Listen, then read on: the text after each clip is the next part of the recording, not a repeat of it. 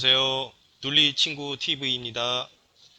오늘 이 시간에는 논리에서 중요하게 다루어지는 추리라는 개념을 알려드리겠습니다. 우선 이솝 우화 한 편을 들려드릴게요. 보리가 잘 여문 보리밭에서 종달새가 새끼를 낳았습니다. 어미새는 먹이를 구하러 나갈 때마다 새끼 새들에게 이렇게 당부하곤 했지요. 내가 없는 사이에 있었던 일이나 소식을 하나도 빠뜨리지 말고 기억해 두었다가 내가 돌아왔을 때 모두 이야기해 줘야 된단다. 네, 엄마, 걱정하지 마세요. 주변에서 무슨 일이 있는지 늘 잘 살펴볼게요. 그러던 어느 날 어미새가 먹이를 구하러 나갔을 때 보리밭 주인이 보리의 상태를 보러 와 이렇게 중얼거렸습니다. 이제 이웃 사람들을 불러서 이 보리를 거두어 드려야겠구나. 어미새가 돌아오자 새끼새들은 자기들이 들은 것을 그대로 전해 주었습니다. 그러면서 당장 자기들을 딴 곳으로 옮겨 달라고 떼를 썼습니다. 하지만 어미새는 아직 시간이 충분하단다.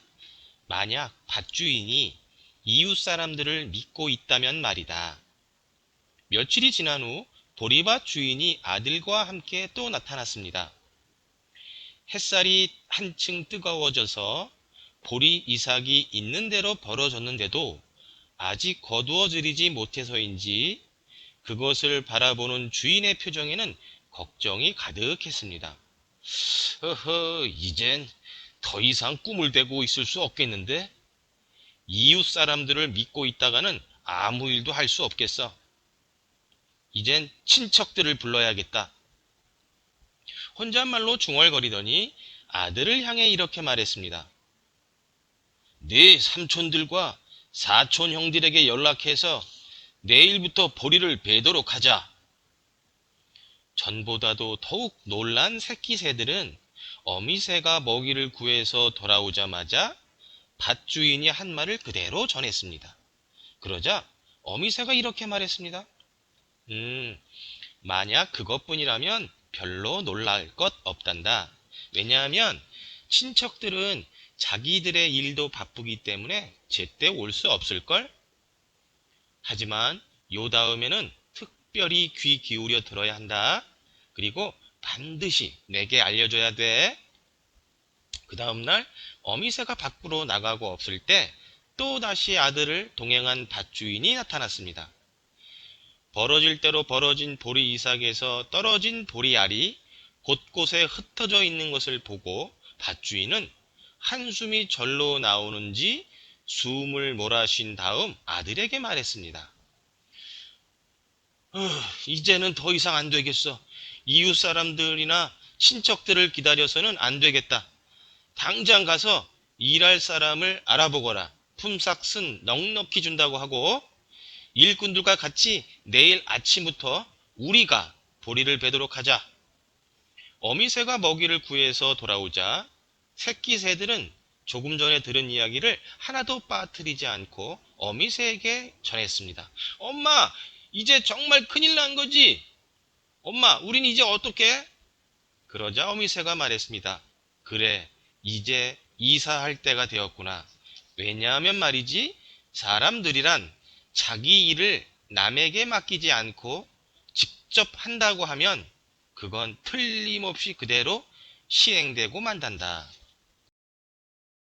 어미 종달새가 이제 이사할 때가 되었다라고 생각한 이유는 무엇입니까?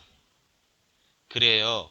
바로 밭주인이 자기가 직접 보리를 거두어 드려야겠다는 이야기를 전해 들었기 때문이지요. 이처럼 우리는 이미 알고 있는 판단을 가지고 새로운 판단을 할 수 있답니다. 이것을 추리라고 하지요. 추리를 할 때는 이미 알고 있는 판단을 전제라 하고 새로운 판단을 결론이라고 합니다. 밭주인이 이웃 사람들과 친척들을 불러 이 보리를 거두어 들어야겠다는 생각은 전제이고, 종달새 가족이 이사할 필요가 없다는 내용은 결론입니다. 또한 밭주인이 직접 보리를 거두어 드려야겠다는 생각은 전제이고, 종달새 가족이 이사할 때가 되었다는 것은 결론입니다. 왜냐하면 사람들은 자기 일을 남에게 맡기지 않고 직접 한다고 하면 틀림없이 그대로 시행하기 때문입니다. 자, 그럼 다음 추리들을 보고 어느 것이 전제이고 어느 것이 결론인지 알아맞혀 보세요.